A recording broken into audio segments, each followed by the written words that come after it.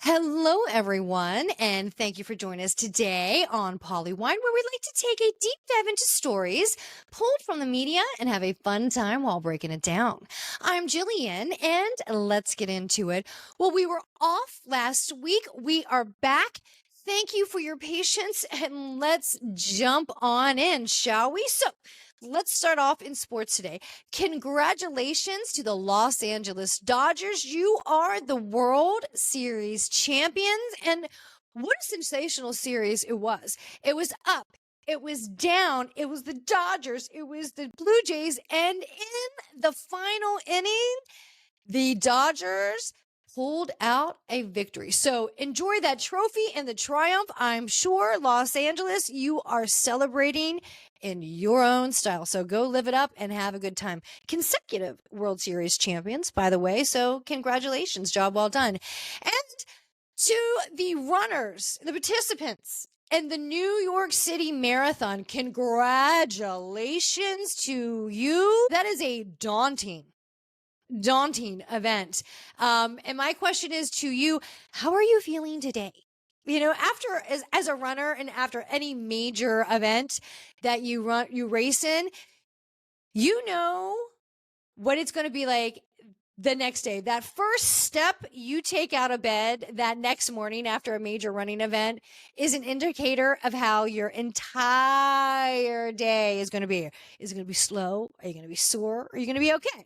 So how are you feeling? And I hope you are well rested, but congratulations to you. That is an incredible feat. So to the runners, 26.2 miles. That is serious. So amazing. Congratulations.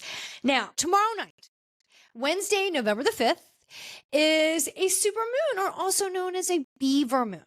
So if you have a moment, go outside, take in a piece of beauty, and just take in the supermoon. So it's when the moon is closest to the earth in its orbit, and it's really a sight to see. So now that we just had that beautiful moment, now let's work our way over into the world of politics, because it is ever changing and fast moving. So today, in many states across the country, is election day, and pretty important races in several states. Well, let's work our way to New York.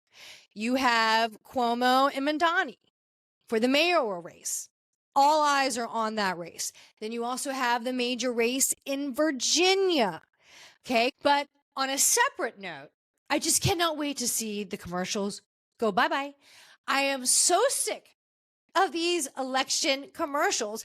I do not live in Virginia. I live in the DC metro area, and we are inundated with the commercials for the Virginia election. It is in your face. It is everywhere. And they are weird. They are creepy. The mudslinging is just nonstop, and I am so over it. So tomorrow morning, when I go to turn on my news and enjoy my first cup of coffee, I really hope that I do not get any election commercials. You still get a straggler now and again. You might get one that's still hanging around, lingering, but I hope it's gone. I am so sick of seeing it, because it is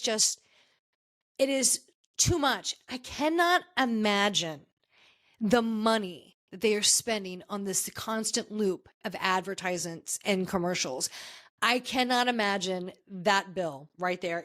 It's got to be astronomical. But so there's a lot of key races. So just keep your eyes open, and we will see who wins and how it might shift anything politically, if at all. So we shall see. Interesting win in California a while. So keep your eyes open there. And not only that, last week, Trump had a major tour throughout Asia. He was in Malaysia. He went to Japan and capped it out in South Korea, where he met with President of China, Xi, and they discussed tariffs, trade, rare earth materials, and where we can go from there. Right now, it looks like we kind of paved out a plan for about a year, but all in all, seemed to be a very successful trip. But now, as he worked his way back home, I mean, he is everywhere. He just did a interview with 60 Minutes. Did you see that? That was something. something, Nora O'Donnell, I think you handled yourself very well, very professional, and you kept it moving. And he has to defend what is happening with the shutdown. Yes, he just tied today, day 35, the longest government shutdown in U.S. history. The longest one happened during the first Trump administration. Well, today we have tied it. Yeah, we have tied it. And it looks like we have no plan on the table. We still have no conversation. Nobody's meeting together. So where do we go? It doesn't look like anything is moving forward, which is really scary. Really scary. Everyone is feeling this shutdown, not just from government employees. The ripple is felt far and wide. We talked about it the other week. It's not just government employees. It's all the other individuals and businesses that are directly affected by this shutdown. Like we talked about, like when you go through DC's, I'm using this as an example because DC is literally shut down. It is, the whole city is pretty much government run. So not only that, you have cafes, restaurants, other small vendors and businesses that are struggling because government is shut down. So it's not just government, it's others that are affected by government too. So we're all feeling it. The tentacles are wide here. So where do we go? And, it was really interesting. I still am having a hard time saying these words about Marjorie Taylor Greene. She was on Bill Maher on Friday evening, and she has been doing quite the press tour. I talked about it last episode of our podcast. She has been doing a press tour, and you should, girl. You should. And, if you're not from Georgia and you hear about Marjorie Taylor Greene in pretty much mainstream media, you have a lot of sound bites, you get a lot of clips, and what we see from her and hear from her can be some of her conspiratorial stuff and some of her outrageous statements, and she doesn't seem as polished and poised as some other people in Congress. And sometimes, you get a lot of clicks off that because of what you see and hear from her. And you got the absolute opposite from her on this press tour. She comes off kind, considerate, compassionate. She is empathetic to the needs of all. She gets her points off very directly, and she speaks so eloquently about all of her major points. And she speaks to everyone. And impressive. Look, she makes no bones about it. She's like, I am MAGA. I love Trump. I stand with Trump. I support Trump. But, I'm allowed to disagree, and I disagree on these topics and these subjects. And this is why I'm out and about. I'm crossing all party lines, because right now I'm not standing with the party. I'm standing with the people. And in her district of Georgia, she's like, this is what she had said. I come from a very rural area of hardworking blue collar people. That's an industrial area where I see manufacturing jobs leaving. I see people really, really struggling. And when people are living paycheck to paycheck and just barely scraping by to live a comfortable life. And then we have the government shutdown. We have looming insurance premium. We are losing SNAP benefits. Well, they're gone. That ran out this past week. Fortunately, several judges stepped in and pleaded to please use emergency funding to cover SNAP. And thankfully, Trump said, sure, I will. Now, it has been made clear that even that emergency funding is not going to cover SNAP program for the entire month. But it's something. It's something. And right now, people are really struggling. They are really hurting, and they need everything. Anything and everything. So hearing her say this, just thank you. This is what we need from someone. This is not Republicans. This is not Democrats. She's like, the people are hurting. Can we listen to the people here? This is the most important thing. It's not, I hate you, you hate me. my team does this, your team's like, this is not a game for tit and tat. This is not what it's about. Right now, people are hurting. I hear the people and I want to stand for the people. So thank you, Marjorie Taylor Greene. You are one of few that are say, look, everybody stop playing the blame game. Let's get to work. And she said clearly on Bill Maher, I blame Johnson, Speaker of the House right now. She said, I have been waiting to see some action, some plan, and there is nothing. There is nothing that has come across my desk. I haven't heard of any type of plan or discussion. And so where do we go? And I don't see this ball moving forward yet, which is really disheartening and unfortunate because, yeah, 35 days. Tomorrow we kick off the longest government shutdown, and we have no plan, nothing to speak for other than watching people on every news channel suffering. You hear stories of suffering. And now it's not just food, now it's going to be insurance. So when do we hit the breaking point?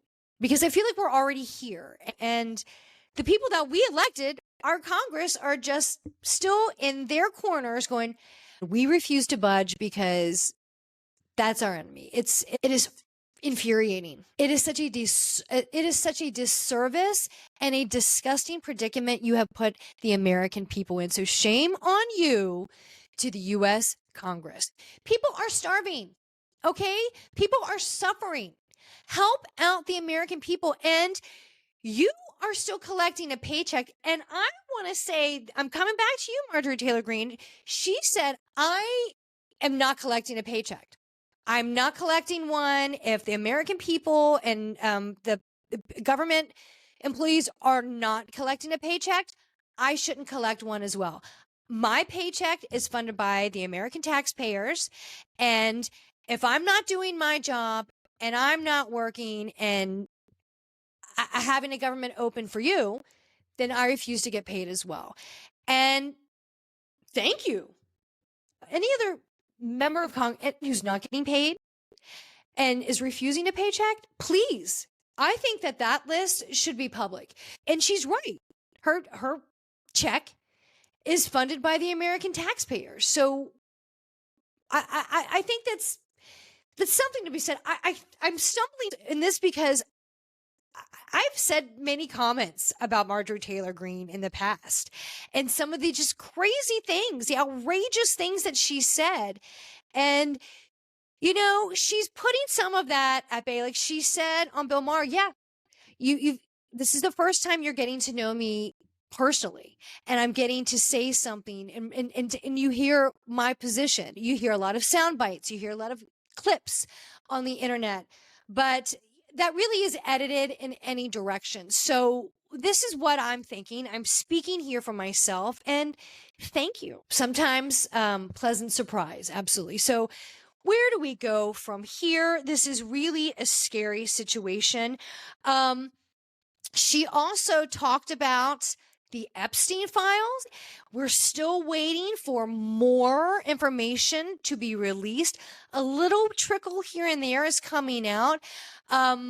We are still waiting to swear in the elected official from Arizona, and she already said that she would be the next vote to push through the release of some Epstein files through Congress.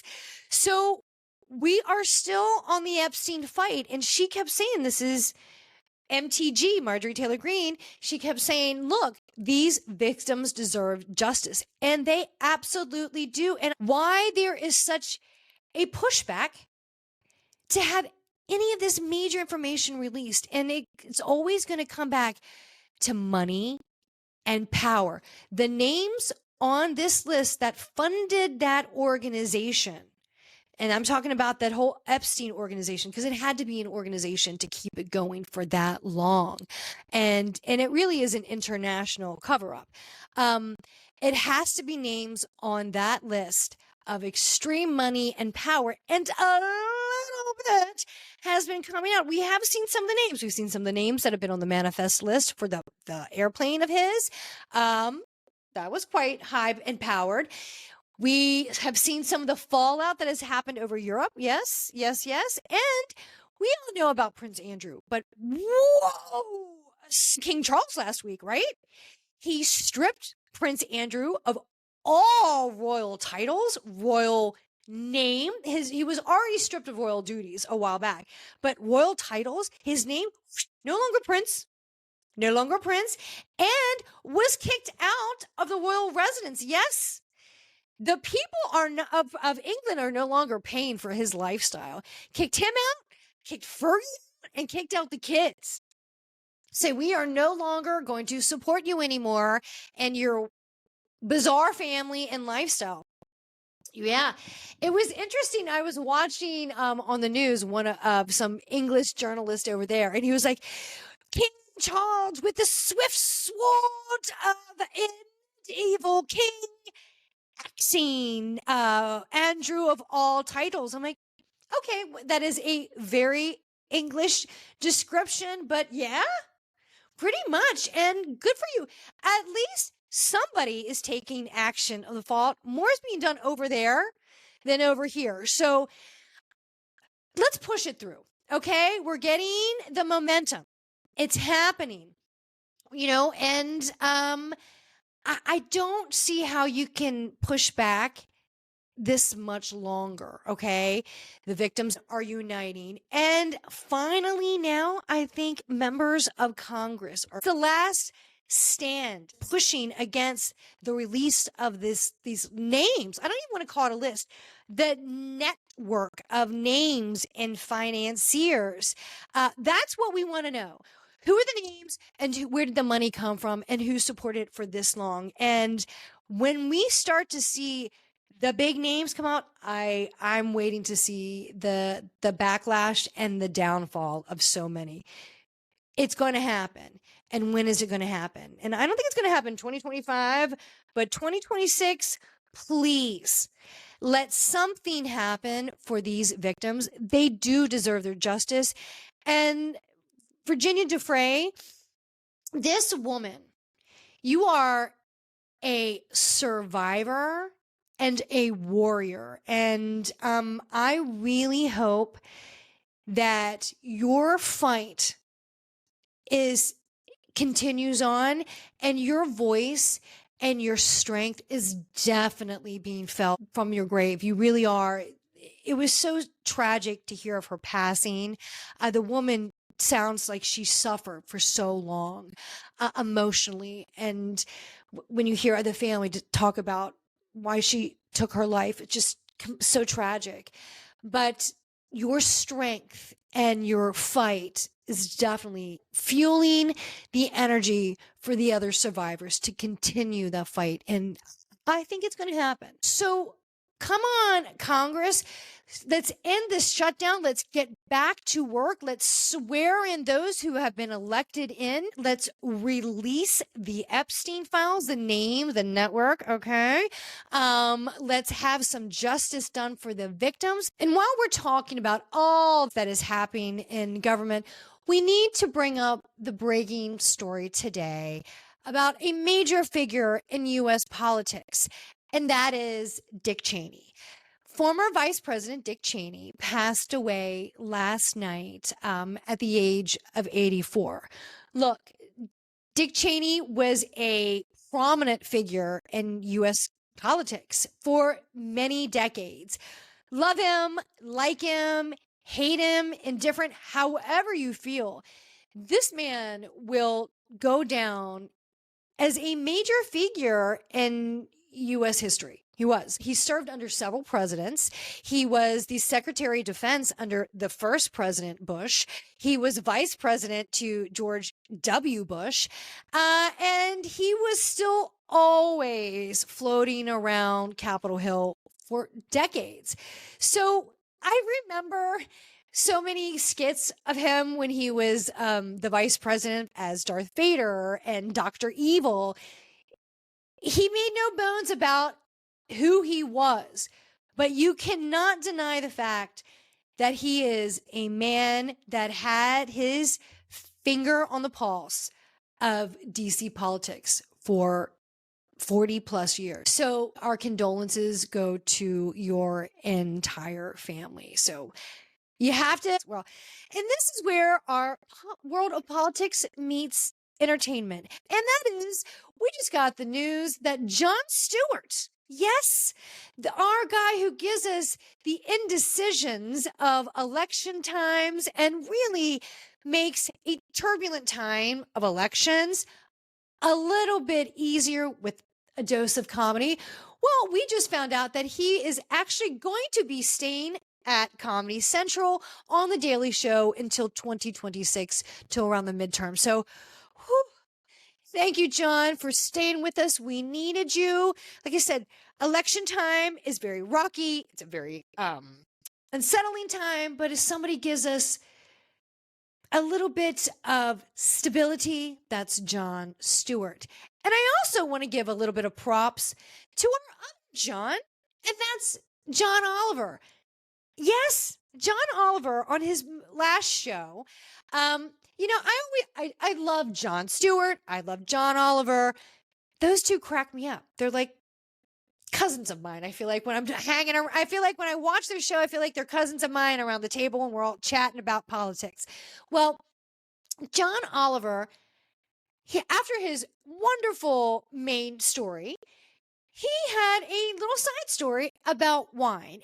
So John Oliver actually released his own wine, which he named Cabernet Sauvignon, which is a savvy name for a lovely varietal. And he said that all the proceeds from the sales of that wine will be donated to food banks in California, which is a wonderful thing. So I hope to be buying a bottle of wine myself, because it sounds great and it goes for a wonderful cause. And if there's any way you can give to any food banks or any charities in your area or in the U.S., please, everyone needs any hand. It's not only just the shutdown, we are also approaching holiday time. This is a time for giving, and everybody needs it now. Everybody can use a little handout. And if you can give at any time, please do. We need to keep spreading kindness to others. Next week is Veterans Day. And as we are giving thanks to our men and women who serve and protect our country, this is where I'm going to make a little bit of a pivot here. I was watching a very good military movie this weekend with, of course, Tom Hanks in it, and that is called Greyhound, and that is on Apple TV Plus. This is a World War II movie with Tom Hanks. Of course, any really good World War II movie, a requirement is that you have to have Tom Hanks, right? Well, he is the captain of a naval ship that is protecting U.S. and allied ships from U-boats in a dark area in the North Atlantic. Well, airplanes couldn't fly this far into the North Atlantic area to protect them from U-boats. So there is a team of ships that are protecting these supply ships to go to wherever their destination is. Well, Tom Hanks is the captain of one of these ships that are shooting U-boats and are being chased by U-boats. And it is a high throttle watch. No question about it. I mean, it's just in and out on this ship. And, Tom Hanks, when he is in a war movie, you feel like you are in it. Elizabeth Shue, you look amazing. She was only in it for a very small portion of the movie. It really was an action-packed movie, but very realistic. If you have a chance, go to Apple TV Plus and watch the movie Greyhound, World War II movie. It makes you appreciate the men and women in their military force, but the men of that time. They are called the greatest generation for a reason. And when you see movies like that, you understand why. So Greyhound, Tom Hanks, Apple TV Plus. And also while you're on Apple, please go watch The Last Frontier with Jason Clarke. Great series. And if you need a little pick-me-up, something that makes you laugh, Go watch Loot with Maya Rudolph. She is the best. She is a comedic genius. She makes me laugh so hard. And one thing that you can guarantee from all Apple TV shows is the music is off the charts. It is so good. They have access to that Apple Music playlist. It is so good. You will not be disappointed with any soundtrack of any Apple TV shows. Absolutely. And there was a lot of conversation last week of a movie that dropped on Netflix, and that was called House of Dynamite. Huge cast in this movie. It kind of gives a scenario of what could happen if a nuclear missile was launched at the U.S. and our defense systems failed. This movie is not only nerve-wracking, it is fast-paced. It definitely makes you ponder if this really could happen. So you see it from three different perspectives: from the president, from the people in the Situation Room, and people in the military. So it was a good watch. It was definitely a good watch. And it goes quick, but there was a lot of conversation.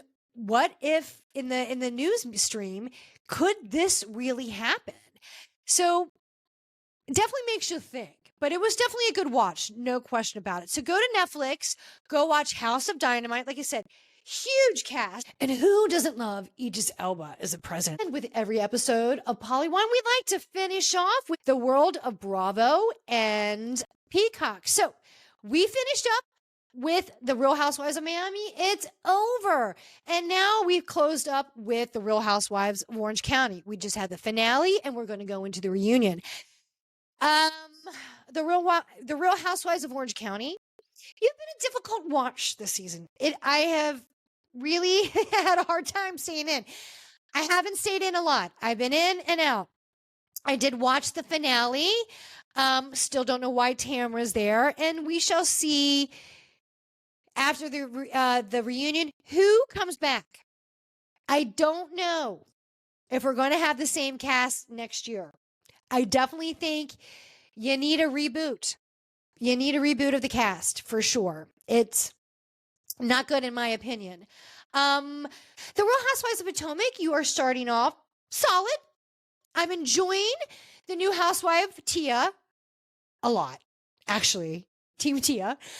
She is a great new addition. I don't know about the other girls, and I think you might be the storyline's a little weak to me right now.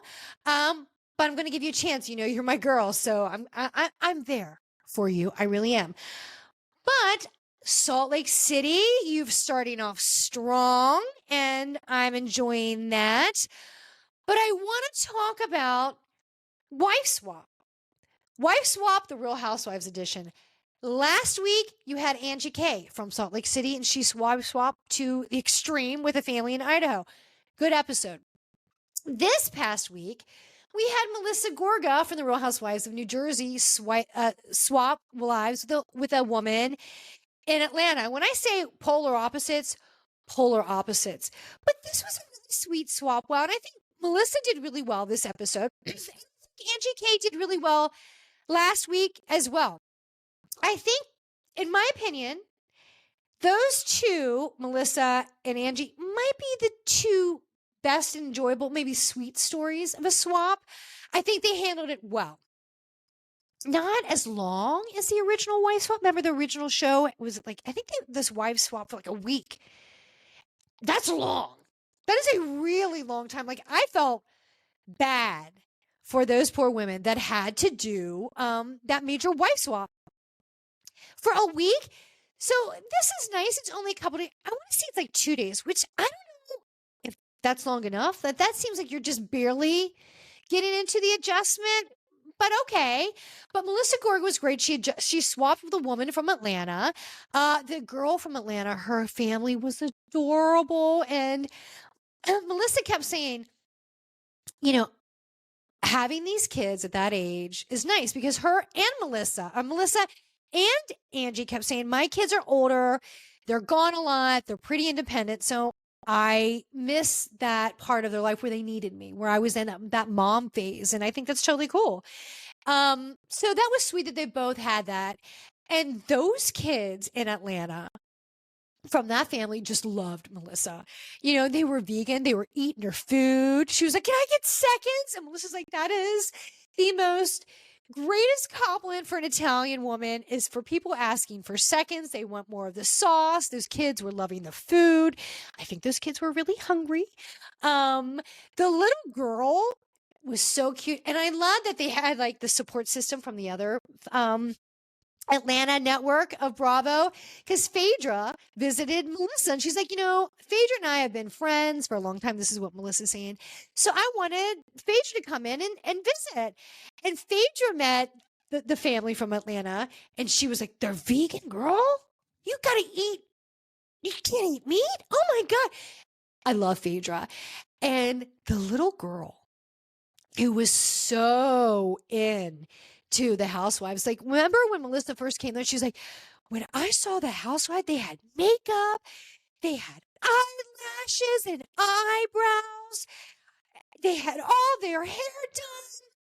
And then when she, like later in the episode, when the little girl was walking around with Melissa and Phaedra, she's like, "Phaedra, she looks like Elsa. She's beautiful. And I want to be a housewife. They're glamorous." Oh my God. She was the cutest thing. And then, of course, like you see Melissa like buying a toy. And she's like, "Isn't this great? We get to go shopping." And she's like, "Let's go to the store." Like that girl saw an opportunity and she was taking it. She was the cutest little girl I think I've ever seen. So I'm enjoying the wife swap. We still have Emily Simpson. We still have Wendy Acefo from Potomac with all that stuff going on. So that should be interesting. I like that it's a limited series. It's not going on for a full season. So I like that. But I thought this last week with Melissa Gorga was a really sweet swap. Those kids, they were bawling when she was leaving. They're like, "I don't want her to go." And the other girl's like, "I want to be a housewife." I'm telling you, that little girl, she is a keeper and she's probably should have her own show. She should have a spinoff for sure. She was amazing, but she was great. But Bravo, thank you so much for giving me this little mix. And there's some trailers from Vanderpump Rules dropping. We have trailers from The Real Housewives of Beverly Hills with Rachel Zoe. So some new things are in the lineup. So I'm excited for us. But that is it for us today. Thank you so much for joining us. Please go to Instagram and follow Polly Wine Time. And please listen to Polly Wine wherever you get your podcast. Thank you so much and have a great day. See you soon. Bye.